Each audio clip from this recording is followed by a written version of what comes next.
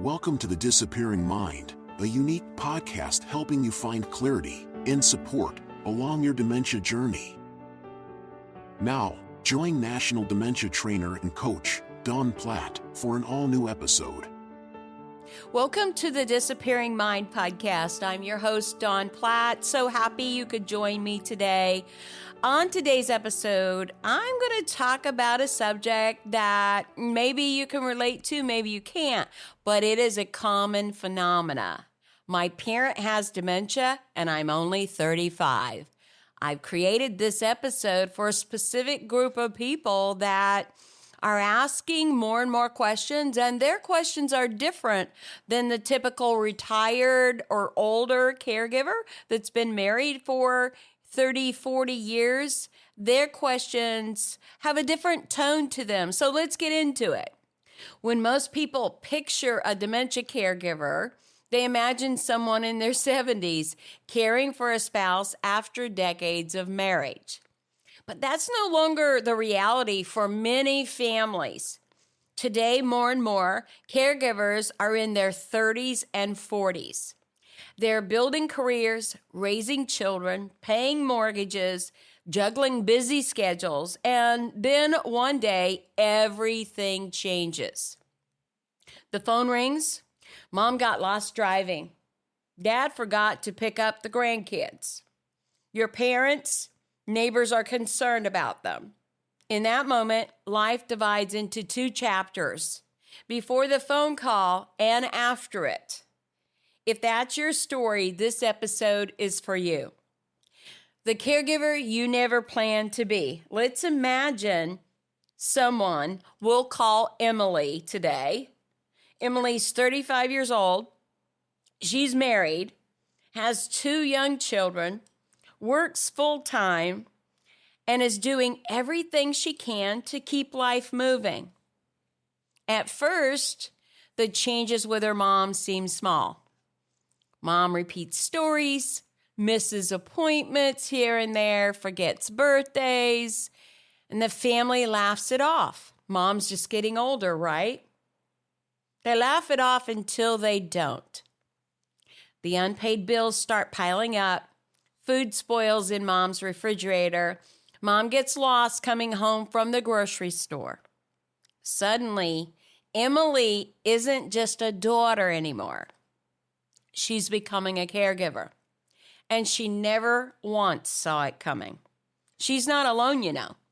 Nearly 1 in 4 American adults is part of the sandwich generation, caring for an aging parent while also supporting children and a career. More than half of the adults in their 40s are balancing both generations at once. Almost 70% of these caregivers are employed. And on average, they provide 77 hours of care every month, nearly 2 full work weeks on top of their jobs and their family responsibilities. That's a tremendous load for anyone to carry. When your friends don't understand, one of the hardest parts of being a younger caregiver is feeling like you're living in a different season of life than everyone around you. Your friends are planning vacations. You're researching neurologists. They're talking about promotions. You're talking about the power of attorney. Your friends are choosing preschools. You're wondering whether it's safe for your dad to keep driving. It can feel incredibly isolating. The career that you have spent your time and really so hard to build is now in jeopardy. You are trying to establish yourself as a young professional, but now you're leaving meetings to answer calls from doctors or to check on mom or dad. You're using vacation time, not for vacations, but for medical appointments, hospital visits, and caregiving. Many younger caregivers worry that they'll appear less committed at work if they ask for flexibility. My advice is simple. Communication should be clear, and communication should be early with your employer. Learn what benefits your employer offers, if any. Know your options before you're in crisis. Planning will create choices for you and a better understanding so that you can make wise choices. Raising children while caregiving for parents, there is something that a lot of people don't understand if they're not in this situation.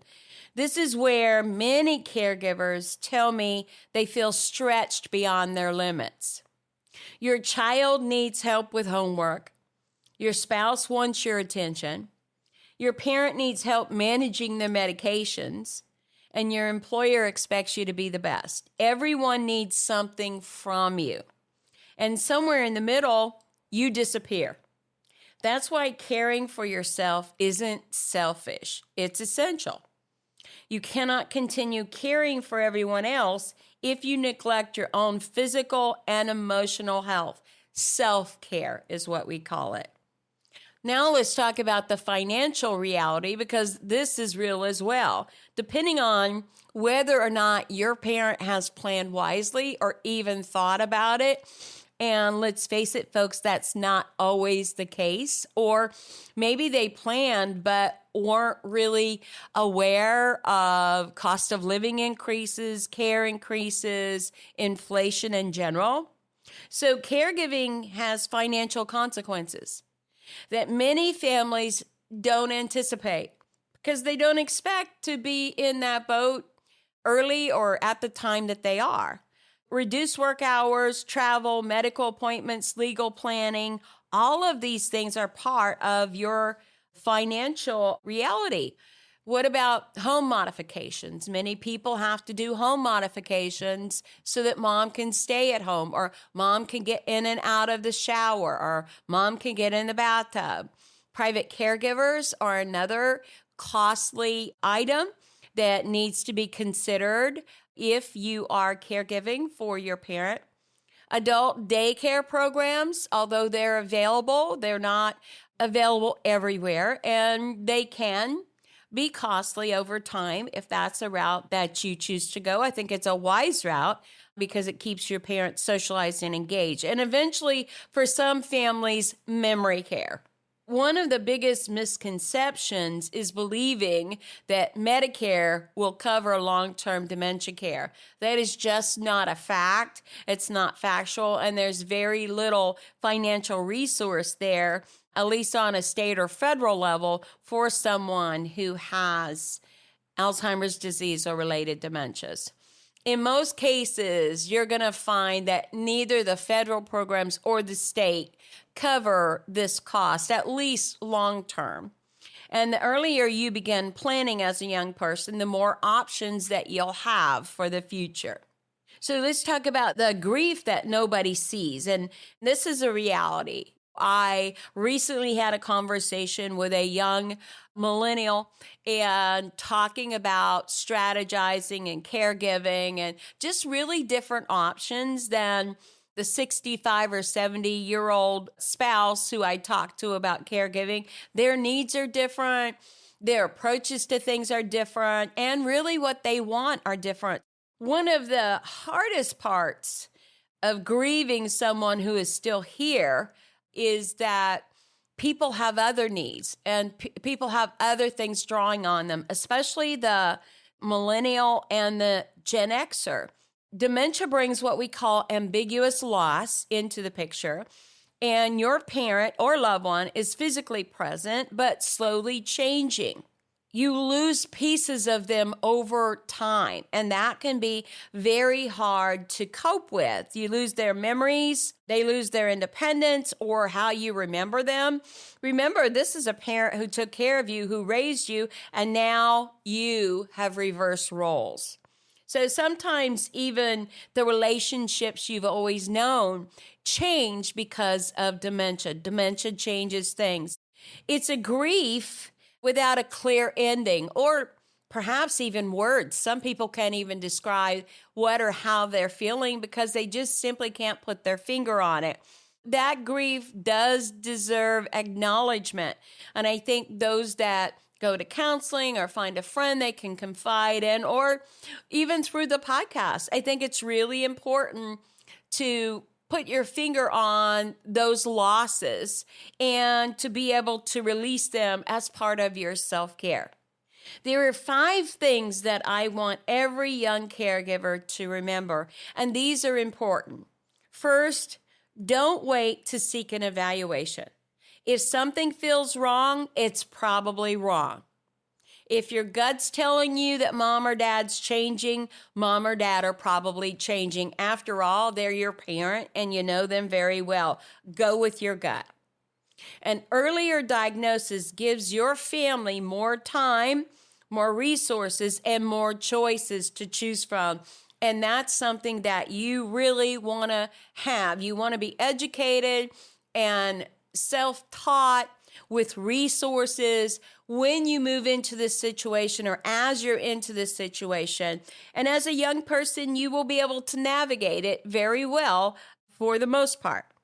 Second, stop trying to carry this alone. You don't have an obligation. You weren't born to be a caregiver, and you didn't come equipped. Ask for help and accept it when it's offered. A lot of times people will offer you companionship or a listening ear, or even to sit with mom or dad, or to make a meal, or to pick up or shop. Take advantage of that, because that's going to be critical in the long run. You may not think it is at first, but the further you get into the caregiving journey, you're going to realize that you can't carry this alone, and every added task can add to your grief, can add to your stress. So don't carry it alone. Accept the help when it's offered. Think about what that help looks like. Even the slightest things are going to make a difference for you. Thirdly, protect your own health. Sleep, exercise, eat well, pay attention to your own stress. Your well-being matters. And if something happens to you, who's going to actually care for your parent or your loved one? This is really, really important. Self-care, I cannot stress enough, is hugely important. And I have often seen over the years, the caregiver is actually the one who gets sick, or after the person passes, the caregiver literally falls apart because they've not taken care of their own health and their own well-being. There's a balance there. You're important. Do self-care, take care of your own health so that you can be beneficial to the entire family. And fourth, start planning before you're in crisis. Have difficult conversations early while your loved one can still participate. I can't tell you how much people have told me they didn't want to make a decision for mom or dad, but the problem is mom or dad were too far advanced in their dementia and they can no longer make decisions. They don't have the capacity to do that. Their brain will not allow them to do that. And then you don't want to make a decision because you're making it for mom or dad. Have the conversations early. Plan before the crisis. I know a lot of this is hard for a younger person, and there are a lot of things they just don't want to know, but it's hugely important to know more than you need, to know where your resources are, to know what the disease is, to know the course of the disease, to know what treatment options might be, to know where your best healthcare and medical provider resources are, to know who the best friends are that could relieve you. All of these things are critical, and you don't have to use them. But once you're in the crisis, it's too late. You will not be able to navigate that information. You won't be able to find it. It will take you so much longer to do that. And finally, give yourself grace. You didn't choose this season of life. You're a young person. You have a lot on your plate. You're 35, you're 40, 45. You never thought that you'd be in this place this early in life. You have so much going for you and going on. It's an incredibly difficult time if you don't plan well, if you don't have resources, and if you're not educated about Alzheimer's disease and related dementias. You're doing something incredibly difficult while trying to be a parent, a spouse, an employee, a son or a daughter, and often all at the same time. So you're going to have to give yourself grace And I will tell you, in my observations over the years, and the number is growing, there are thousands of millennial and Gen Xer caregivers out there. And I'm going to focus on this series over time and talk about it. I'm going to talk with some millennials. I'm going to talk with some Gen Xers, because really your approach to healthcare, your approach to the dementia journey comes from a totally different place than what educators are used to, what physicians usually advise. The way you navigate the internet, the way you navigate resources and online education is totally different. And there are great opportunities for you to connect with others in your same boat. I'll never forget, a younger person said they went to a support group, and obviously they were the youngest person there, and they just couldn't relate to the life of the older caregiver because their life is different. Their needs are different. Their stress points are different. What they're juggling in life is different. This is really important, but oh so common. And if you are out there and you're a millennial or Gen Xer and you are walking in this place in life, you are not alone. There are resources. I'm going to try and provide you with a few as we go along.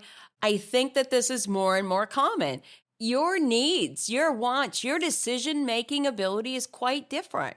And I think that you're going to do well. And I think that knowing these resources are going to be really beneficial to you. So if you're listening today and you're only 35 or 42 or 48, and dementia has entered your family much sooner than you ever imagined, I want you to hear this. You're not alone. There's thousands of you out there. You're not failing. You are part of a growing generation of caregivers navigating one of the life's greatest challenges. And there's help. There's also hope. And there are people walking this journey beside you. There are others just like you that are going to ask similar questions as you have, and questions that a 65-year-old person probably isn't going to think to ask because they're at a different place in life. Thank you for joining me on the podcast today. If this resonates with you, drop me a line, a suggestion. Please subscribe, follow, and like on all social media platforms. Visit us on thedisappearingmind.com for more resources for you and your family. And someone else may need to hear this today. So I would just invite you to go ahead and share that. Word of mouth is the greatest way that this information gets out to others just like you. Sometimes the greatest gift we give one another as caregivers is simply reminding you that you don't have to walk this road alone. Until next time, this is Dawn Platt. Make it a memorable day. Thank you for joining us for the Disappearing Mind podcast. We hope it's helped you find clarity and support along your journey. Be sure to subscribe to never miss an episode. Visit our website to suggest future topics, and share the podcast with friends and family.